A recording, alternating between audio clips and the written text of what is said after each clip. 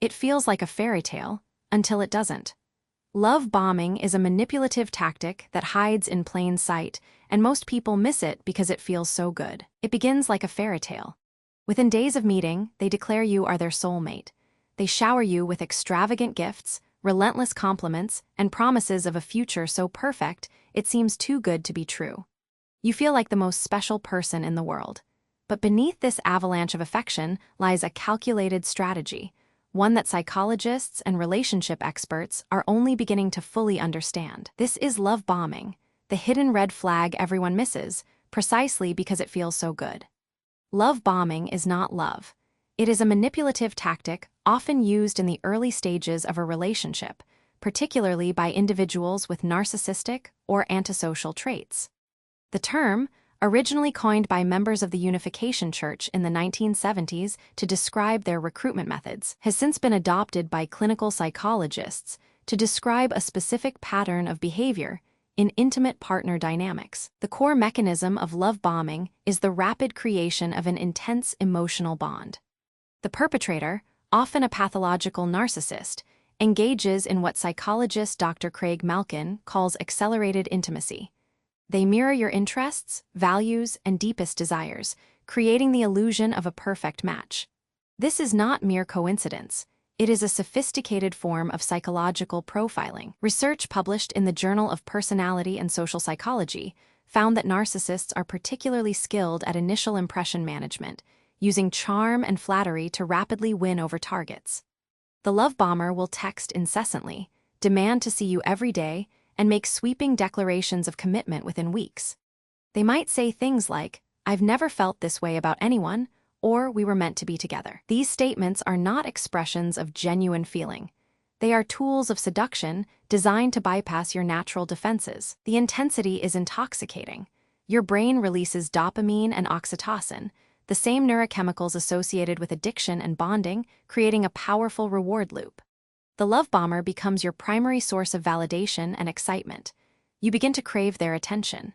You ignore the small voice that whispers, "This is moving too fast," because the emotional payoff is so immediate and so profound.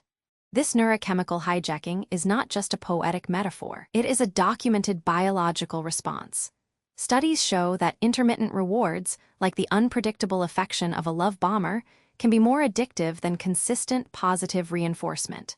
Your brain's reward system is being manipulated, making it harder to see the danger.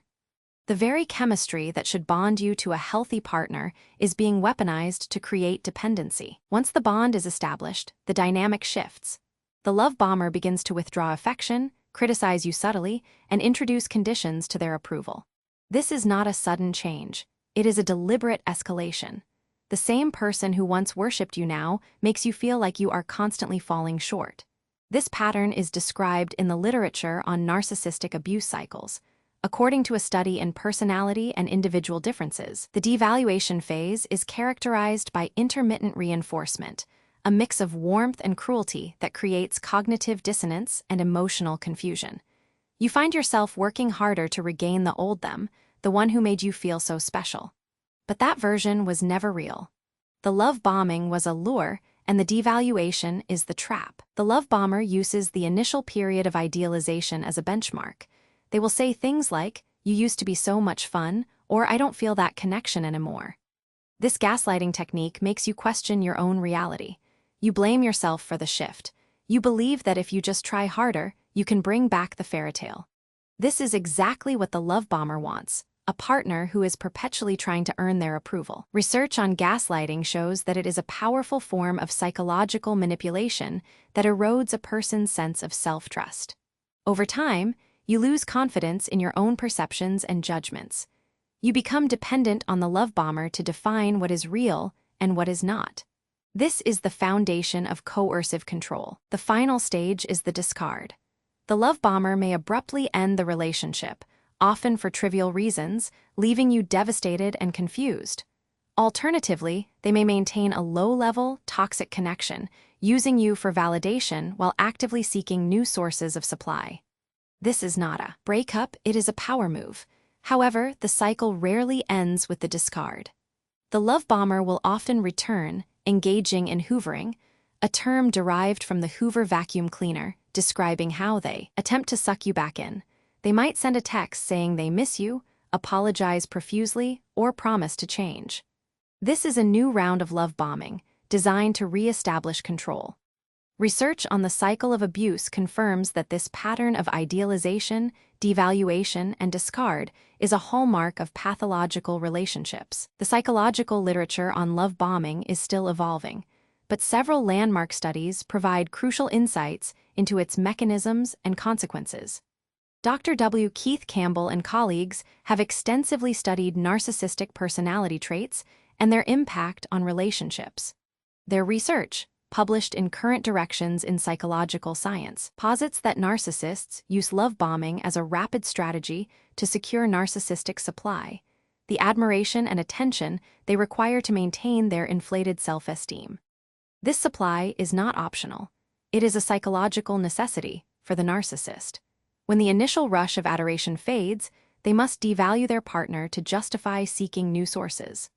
Understanding this model helps explain why love bombing is not a sign of genuine love, but a symptom of a deeper personality disorder. Recognizing love bombing requires a shift in perspective. If a relationship moves too fast, with excessive gifts and declarations, pause and ask yourself, is this genuine connection or manufactured intensity? Healthy relationships develop gradually, with mutual respect and space for individuality. Look for consistency between words and actions. If they say they love you but then criticize you harshly, that is a red flag. Trust your instincts. If something feels off, it probably is. Escaping a love bombing situation can be difficult, especially if you have become emotionally dependent. Reach out to trusted friends, a therapist, or a support group. Set firm boundaries and prepare for the love bomber to try to pull you back. Remember, you deserve a relationship built on respect, not manipulation. If you found this valuable, share it with someone who might need to hear it.